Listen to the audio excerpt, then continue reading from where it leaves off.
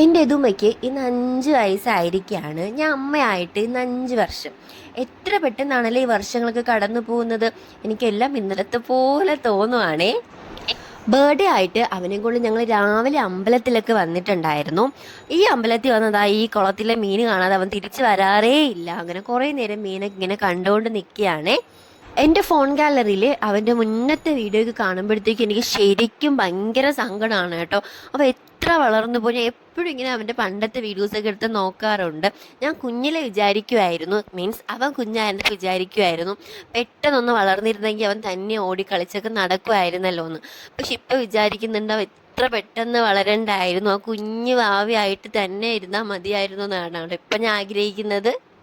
അവൻ്റെ കുഞ്ഞിക്കണ്ണ്, കുഞ്ഞിക്കാല്, കുഞ്ഞിക്കൈ അതെല്ലാം ഞാൻ ഒരുപാട് മിസ് ചെയ്യുന്നുണ്ട് കേട്ടോ. അങ്ങനെ ഞങ്ങൾ നേരെ അമ്പലത്തിൽ നിന്ന് ഫുഡ് കഴിക്കാനാണ് പോയിട്ടുണ്ടായിരുന്നത്. അമ്പലത്തിൽ വന്നാൽ അതൊരു ശാസ്ത്രമാണ്. മസാല ദോശ കഴിക്കാതെ പോകാൻ പറ്റുമോ? അങ്ങനെ ഞങ്ങൾ നേരെ മസാല ദോശ കഴിക്കാനാണ് പോയിട്ടുണ്ടായിരുന്നത്. ഞാനൊരു മസാല ദോശ അഡിക്റ്റാണ് കേട്ടോ. എനിക്ക് മസാല ദോശ, കോഫി, വട, ചമ്മന്തി ഇതൊക്കെ ഭയങ്കര ഇഷ്ടമാണ്. അങ്ങനെ അവൻ വീട്ടിൽ വന്നപ്പോഴത്തേക്കും അവന് ഞങ്ങളൊരു കുഞ്ഞ് സർപ്രൈസൊക്കെ റെഡിയാക്കി വെച്ചിട്ടുണ്ടായിരുന്നു. സത്യം പറഞ്ഞാൽ ഞങ്ങൾ ഒരാഴ്ച കൊണ്ട് ഇതൊന്ന് പ്ലാൻ ചെയ്യുകയാണ്.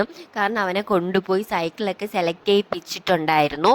അവൻ്റെ ഹൈറ്റിനൊത്ത് സൈക്കിളൊക്കെ സെലക്ട് ചെയ്ത് വെച്ചിട്ട് ഞങ്ങൾ പറഞ്ഞു ക്യാഷ് റെഡിയായില്ലേ ഇതുമ്മ, നമുക്ക് അടുത്ത ബർത്ത്ഡേക്ക് നോക്കാം എന്ന് പറഞ്ഞിട്ട് തിരിച്ചു വന്നു. സത്യത്തിൽ ഞങ്ങൾ അന്നെല്ലാം ബുക്ക് ചെയ്ത് വെച്ചിട്ടാണ് കേട്ടോ വന്നത്.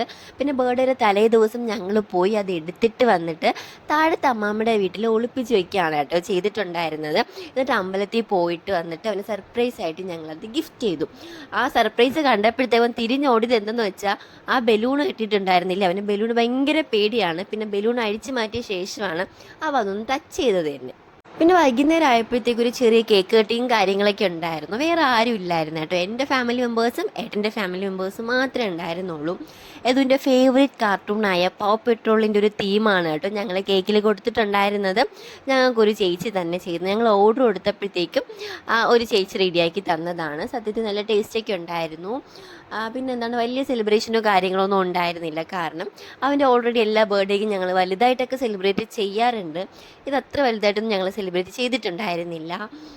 പിന്നെന്താണ്, പിന്നെ എതുമയുടെ സങ്കടം സ്കൂളിൽ ഫ്രണ്ട്സിനൊന്നും സ്വീറ്റ്സ് കൊടുക്കാൻ പറ്റില്ലല്ലോ, അതാണ് കേട്ടോ അവൻ്റെ ഏറ്റവും വലിയ വിഷമം. എന്തായാലും അവൻ ഇനി കോളേജിൽ പോകുമ്പോഴേ അവനിങ്ങനെ ഈ ഒരു മെയ് മാസമൊക്കെ നമുക്ക് ഫ്രണ്ട്സിനൊക്കെ സ്വീറ്റ്സൊക്കെ കൊടുക്കാൻ പറ്റത്തുള്ളൂ. കാരണം ഏപ്രിൽ മെയ് വെക്കേഷൻ സമയത്താണ് എതുമയുടെ ബർത്ത് എന്ന് പറയുന്നത്.